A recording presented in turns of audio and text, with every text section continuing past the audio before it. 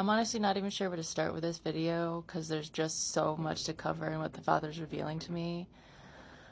So I think it's probably going to have to be multiple parts.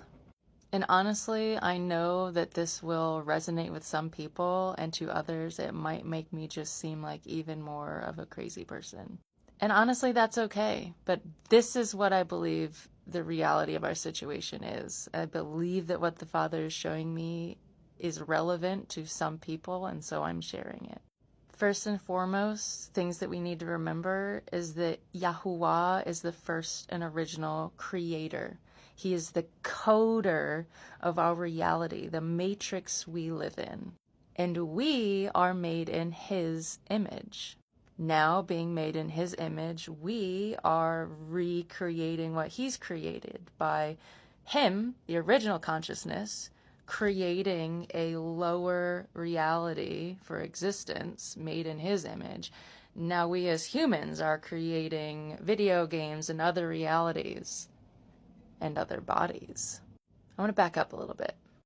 All throughout Old Testament scripture, we see the human condition of being taught to worship the one true God, Elohim, Yahuwah, and not to worship anything other, and yet the human condition to continually want to make idols of our own hands and our own making.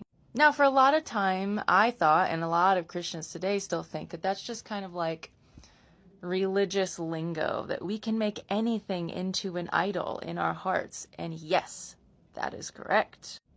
But I think the Father's showing me what an idol actually is and the significance of it in the spiritual and physical realm. Another misconception in the Christian church and for a lot of believers is that these idols set up, they were either carved out of stone or wood or cast metals, that these idols were just objects that humans for no reason at all chose to worship as if they in their brain thought that they were gods. And that's not true. Because here's the thing, there are many gods. And I say gods with a little g. But these are the powers, heavenly beings and their offspring. I've made a more in-depth video about the breakdown of the angels and the Nephilim and the old gods and how the older religions were formed. You can go back and watch it, but let's move on from that. The gods of old that people worshipped and sacrificed to and made idols in the name of were real beings, real spiritual beings. But man has dominion over the earth, and they only have power if we give it to them. So guess what? If you create an idol in the name of a deity and then offer a blood sacrifice to it, what do you think that does in the spirit realm? So these idols, or totems, were basically like a pinpoint in fabric of space-time reality, where we've got the physical reality and a pin in it. And it's kind of like a beacon into the spiritual realm. That's the idol.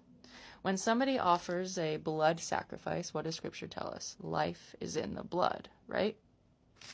Somebody offers a blood sacrifice, especially a sacrifice of a child, somebody in pain with their blood filled with adrenaline, right? What is adrenochrome? We're going to just move on from that. All speculation on that stuff. But adrenaline in the blood is important.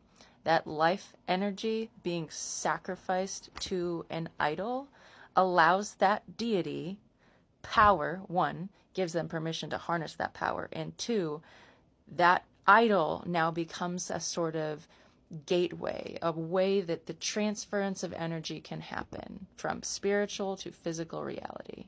Now, with that new understanding of what an idol is being crafted with hands and the power and authority, it's a gateway. It's a transfer of energy from one reality to another. Let's take that new understanding, and I'm going to read a little section of Psalms 115. I'm just reading 115 verses 1 through 8. Not unto us, O Yahuwah, not unto us, but unto your name give glory, for your mercy and your truth's sake. Wherefore should the heathen say, where now is their Elohim?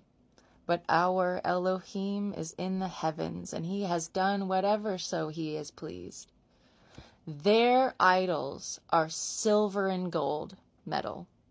the work of men's hands. They have mouths, but they speak not. Eyes have they, but they see not. They have ears, but they hear not. Noses they have, but they smell not. They have hands, but they handle not. Feet have they, but they walk not. Neither speak they through their throat. They that make them are like unto them. So they that make these things are like the things that they make. So is everyone that trusts in them. I don't know about you guys, but literally when I read this, alarm bells were going off on my brain of artificial intelligence, artificial intelligent robots, right?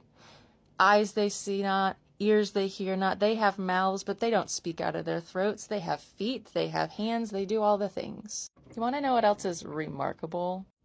Before I read that passage the other day, I had noticed that Tesla looked an awful lot like a Hebrew word. And the breakdown for what Tesla is in Hebrew, that's a video for another day. But let's continue. Here's another little piece to this puzzle. If you guys haven't seen little clips of Anima at the Sphere yet, go look it up. Those with eyes to see and ears to hear, just go see different clips of what is in that show. We need to be aware of Elon Musk, his history, and now his involvement in the politics of this country. His push for artificial intelligence. This increase in the Dior bags that you may or may not see all over TikTok. Guys, at this point, honestly, if you don't have eyes to see what is happening, I don't know if what I'm going to say is going to help at all. I'm just going to tell you what I see. I see fallen angels that have been around for millennia and their offspring at work once again. Yeshua says, as in the days of Noah, so again will it be. Now, these fallen angels came to mess with human genetics. They came to make hybrid beings. Spiritual animal hybrid, spiritual human hybrid, animal human hybrid. After the flood and the bodies of the Nephilim are destroyed, we now have demonic beings walking the earth. And from that point, they have been trying to get human beings to offer sacrifices in their name so that they can interact with this reality again, so that they can come inside our vessels and interact with this reality again. Totems in the Old Testament were their way to interact with this reality. Totems, idols. What do you think we are making with wires and metals that look like human beings? We have now progressed to a point that we are now making artificial bodies with eyes that see in a way, but it's not true sight.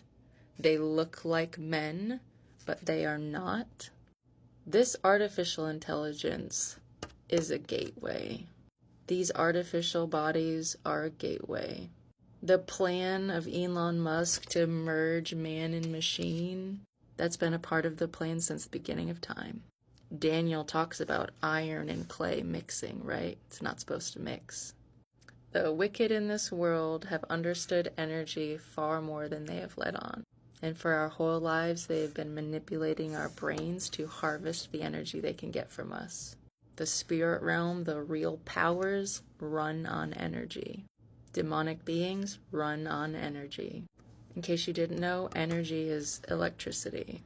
And if a being that is made of energy can inhabit a human body in possession, don't you think that a being of electricity could inhabit a body that's made of electrical components?